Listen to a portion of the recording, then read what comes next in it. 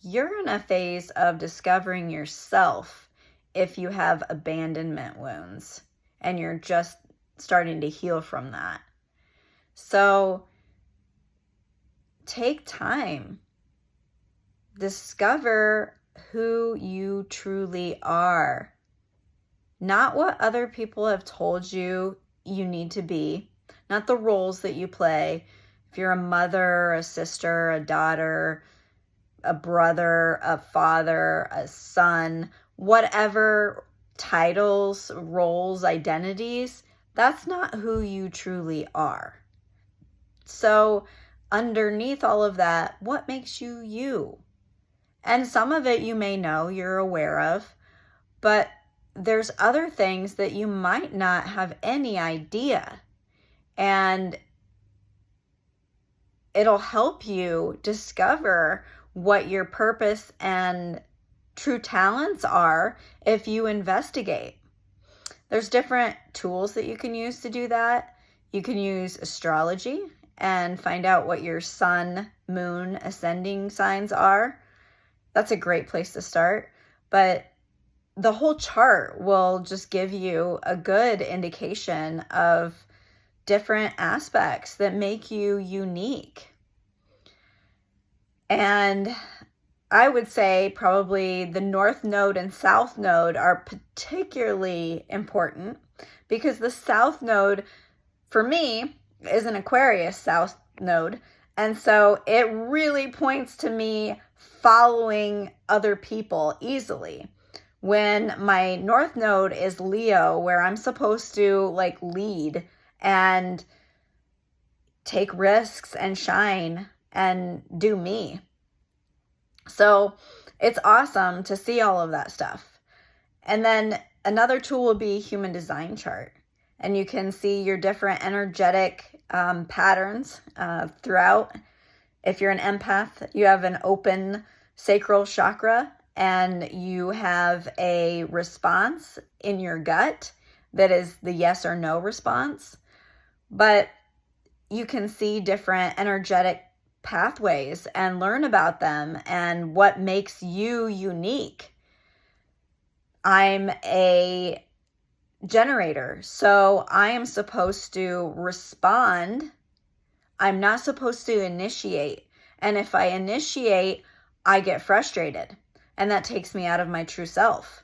And that puts me in ego and, whatever. It just throws me off balance. So knowing these things and then putting them into practice is a way that you can work to put yourself on track with what your human needs specifically, not what other people need.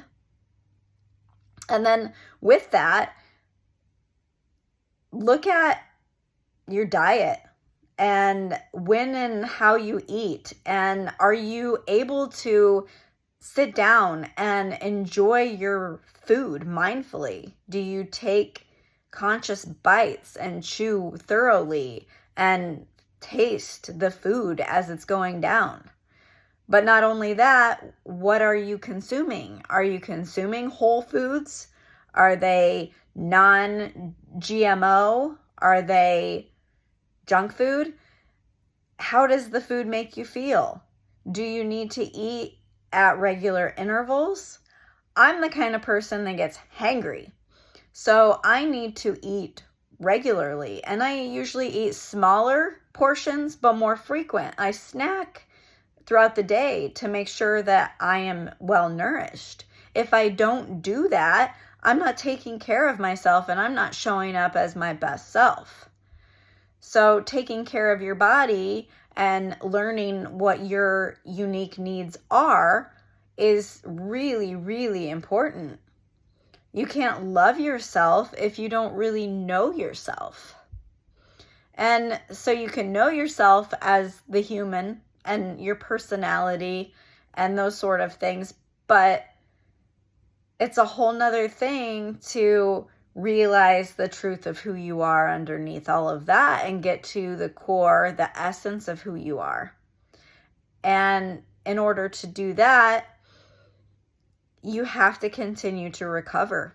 You recover all of the things that you had to hide away to fit in with a dysfunctional family, society, and love those parts back into who you are and appreciate yourself for your uniqueness. Because at the core, we're all love, but we all have individual expressions. We're all unique. We all have different interests and talents. We all have different flaws and strengths. Nobody is perfect. No one is supposed to be perfect. But, we're taught that we need to be perfect all the time, and we're hard on ourselves when we make mistakes. And it's because we were punished when we were children for being, children. And our parents were punished when they were children for being children. It's just a cycle. But you have to take care of yourself. That is your number one job. You may have responsibilities still to others. You may have children or other people that rely on you. But you have to have boundaries with that. Only give what is necessary, and be sure that you're not taking on an emotional load that doesn't belong to you.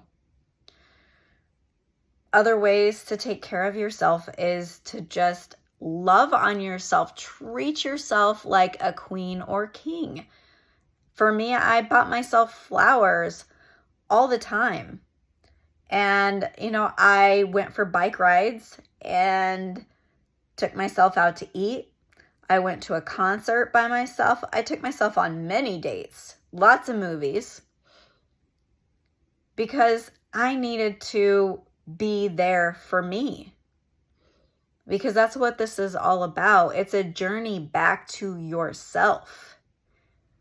You've been giving yourself away your whole life, letting other people just take, and that's because you gave. So you have to pour all of what you've been giving to other people back into yourself. Because you're not truly fulfilled if you're constantly pouring from an empty cup. And you're not abandoning other people.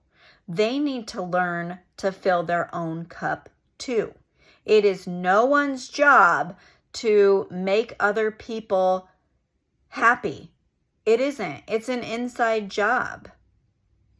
And it takes consistent effort. And you have to constantly put yourself first. And it is not narcissistic and selfish to do so. It's actually the only way to be. It's the only way that you can give from a pure place. Otherwise, you're giving from need.